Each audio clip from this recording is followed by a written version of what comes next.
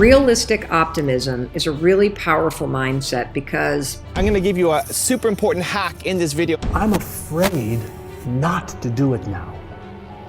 So people ask me, like, when do you stop? Never. Rise and shine! It's Entspresso time! Hey, it's Carmichael, and I am not a morning person, but if you create a schedule that inspires you daily, it will change your life. So let's start your day off right together. Grab your coffee, know that I believe in you, and get ready for a shot of Entspresso from Mel Robbins. I wake up every morning. Espresso keep me going. I wake up every morning. one of the most important things when you're in a situation where the truth, the facts are that there is more on your plate than one human being can effectively handle on his or her own, there's a really important moment where you have to surrender to the chaos that your life is for the next couple weeks. Things are going to change when summer hits, but part of what I find personally is that when I resist, and I do resist, I resist what's actually happening when that's not the way that I want things to go. And so if you start complaining or you start bringing extra weight to all of the things that are going on, it's going to make it feel even more overwhelming. And if you can bring a sense of realism to it, so I call this, and I think Sean Anker's the one that came up with this term, realistic optimism. Realistic optimism is a really powerful mindset because you're not just putting a sunny spin on a crappy situation. You're being realistic about where you are in your life right now, and you are still maintaining an optimistic point of view. And what that means is that you, when you're an optimist, you believe that your actions and your thoughts matter. You believe that you can handle what's on your plate. You believe that based on your thoughts and your actions, you can positively affect the outcome of whatever it is that you're dealing with, whether it's being wildly overwhelmed because you're a single parent, or terrified because you just got a scary health diagnosis, or you're spinning because somebody just told you they don't want to be in a relationship with you anymore. Whatever it is that you're facing that's making you feel overwhelmed, first start with how important it is to be a realistic optimist. So there's a surrendering to what's so, but you're going to stay very optimistic and positive and know that everything that you think and do is in your control, and that when you know that your behavior matters, it gives you a sense of empowerment that's proven by research. Super duper important. It's also why you can have a very hard life right now and a very overwhelming life right now and still be happy.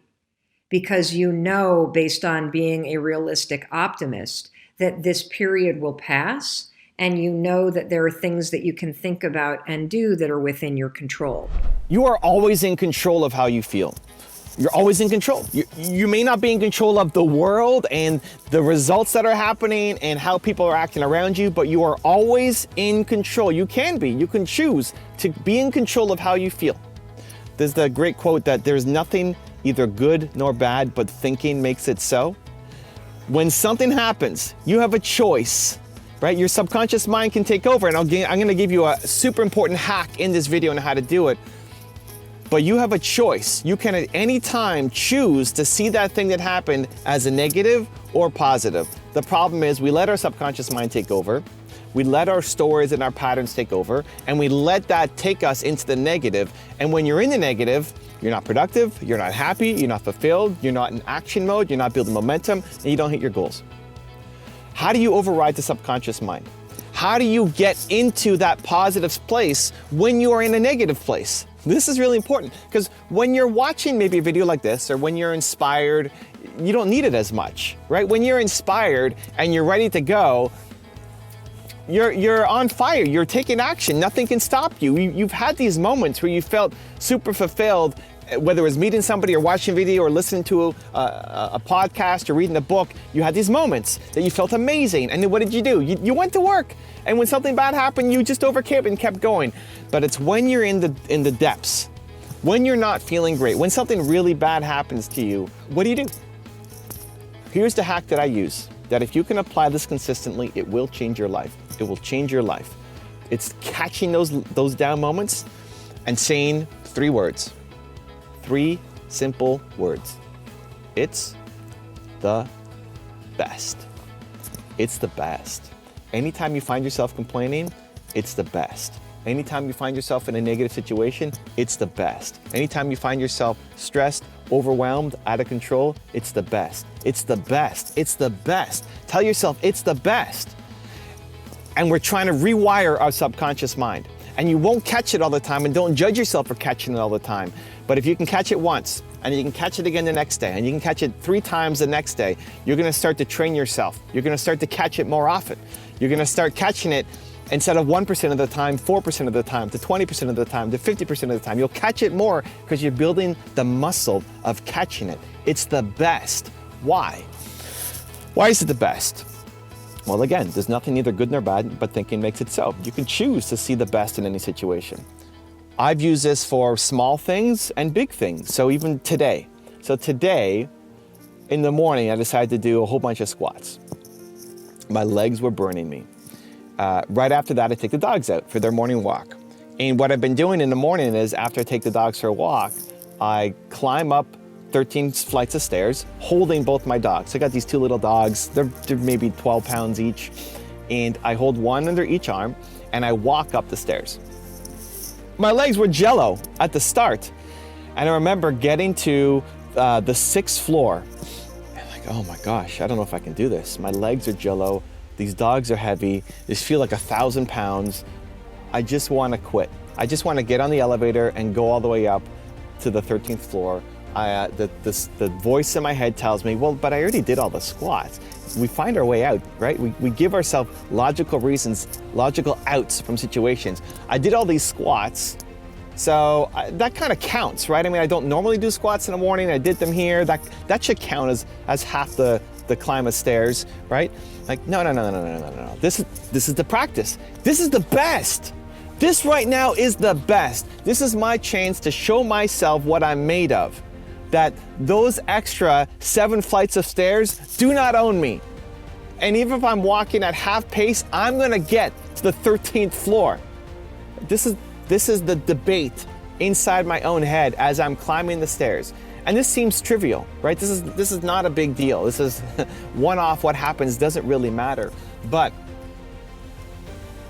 in those moments, when you want to quit, when you want to give yourself the out, when you want to play small, when you're giving yourself that excuse for not doing it, how you react becomes super important.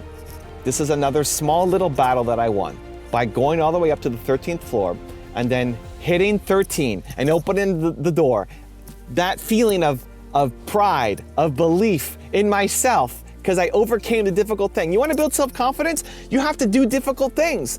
Every time you go up against something that is difficult, that is hard, that is scary, and you're battling yourself, and then you get through it and you do it, whether you get a great result or not. That wasn't my best climb up, but that I continued and that I finished it, that I got there.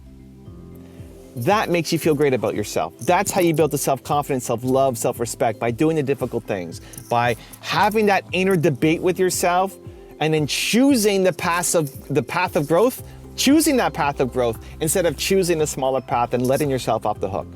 Because other people might look at you and say, what a great job you're doing, how hard you're pushing yourself, and maybe you're pushing yourself too hard, but they just have lower standards than you. This is the battle with yourself, to be proud of yourself. It's the best. So this is my fastest hack, my fastest way to get into growth Evan. Proud Evan. Believe Evan. That when I find myself complaining about something negative in my life, I say, this is the best. This is the best. This is my chance to show myself and the world who Evan Carmichael is. And what does that do? Well, one, it's a little mental trick, because even just doing that, even if you just say that, you can practice it right now. Say out loud, this is the best. Think about some negative situation. This is the best. This is my chance to show myself and the world what I'm made of. Tell yourself that. Instantly you're gonna find, maybe you're not all the way amped up, ready to go, but you're feeling a little bit better than you were before. And all you need is that little tiny bit of inspiration to force you into action mode. The point of saying it's the best isn't just some motivational pump up, it's to get you the courage to then take the action and do the thing. Because all you need are those few seconds of courage to take the action to then make yourself proud. The goal of it's the best is to get you into action mode. Now, what about bigger things? What about bigger problems? Well, listen, when I broke my neck last year on my tour, right? If you guys don't know the story, I broke my neck in 2 spots and had a concussion and compressed my spine and had all these issues. What did I do? I told myself, this is the best. It's the same strategy, guys. It's the best. This is my chance to show myself and the world what I'm made of. And when everybody told me to go home on my tour and to lie in bed and relax, I finished my tour. I only missed 1 spot on my tour because I was in a hospital in Colorado. Every other stop we hit, and I sat at the front with ice packs for 4 hours answering questions and doing my event. Was it the best event? No. Was I on top of my game as much as before? No. But I finished it, and it was an inspiration to a lot of the people who came out too. They say, I'm complaining about the guy who cut me off in traffic on the way here, and you're sitting here with a broken neck at the front doing the workshop. Like, yep, right? Let's go. It's the best.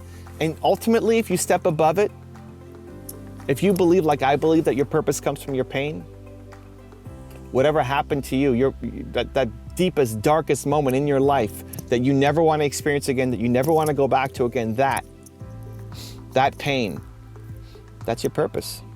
Helping other people never experience that pain. Helping other people go through that pain and feel like they're not alone like you were alone. That's your calling, that's your purpose for the rest of your life. That will fill you up for the rest of your life. For me, helping entrepreneurs not struggle as much as I struggled at the beginning will fill me up forever, forever. Your purpose comes from your pain. And so the greatest pain of all time that you ever went through is the best. It's the best. You could choose to be overwhelmed by it. That pain that happened to you will define you one way or the other. Either you continue to live in that pain or try to forget that pain and never live a fulfilled life, or you choose to serve and you choose to help and you choose to understand that there are millions of people right now who are struggling with that same thing and they're suffering alone and they could use your help. It's the best. So whether it's getting cut off in traffic, whether it's breaking your neck on a tour, whether it's some crazy thing that happened to you when you were younger, some painful moment, it's the best. It's the best. And you try to catch it and use that as your 3 seconds of courage to then take the action that would make you proud. Because if you did that consistently, you start to catch it more often. You start to take those complaining moments that you have, even if it's just complaining inside your head. Maybe you're not complaining out loud, but you're complaining inside your head. You're about to give yourself a break. You're about to tell yourself to go easy and have an excuse for not doing something. And then you wake up tomorrow and you're not proud of yourself anymore. Try to catch it today, tomorrow, this week. Catch it just once, catch it. And say, no, not this time. This is the best. This is my chance to show myself and the world what I am made of. Good luck. Now I've got a special bonus clip that I think you're gonna enjoy. But before that, it's time for the question of the day. I wanna know, what was your single biggest takeaway from this video and your plan of action to do something in the next week? When you just watch something and get inspired, the science says you have a 35% chance of following through. But when you create an actual action plan around it, you have a 91% chance of following through. And I want that to be you, Believe Nation. And then when you commit to others and have some accountability, like you can in the comment section right here, you increase your chances of following through to 95%. So I want you to follow through. I want to know your single biggest takeaway from this video and your plan of action for the next week. Put it down below so I can celebrate you. Also, if you want to have more self-belief and self-confidence, I have designed a free training just for you where every day for the next 254 days, I will send you an unlisted video absolutely free to your email to slowly shift your self-confidence and self-belief forward. To join for free, check the link in the description below. I'm about to change your life because this piece of research changed mine. I know that everybody's problem comes down to one pattern you're repeating that you can't see.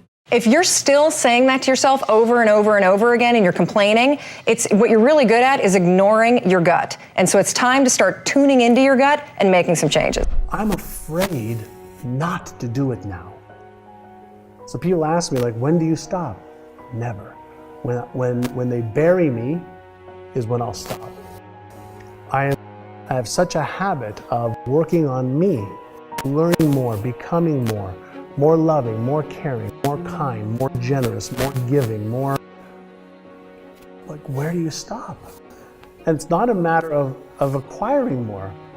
I'm not going to eat any differently for the rest of my life than I eat now. I'm not going to eat bigger, meals. I'm not going to do things too much differently than I am now. So now it's a matter of expression and expanding more to do more good in the world. So in order for me to do more good in the world, I have to expand even my own mindset.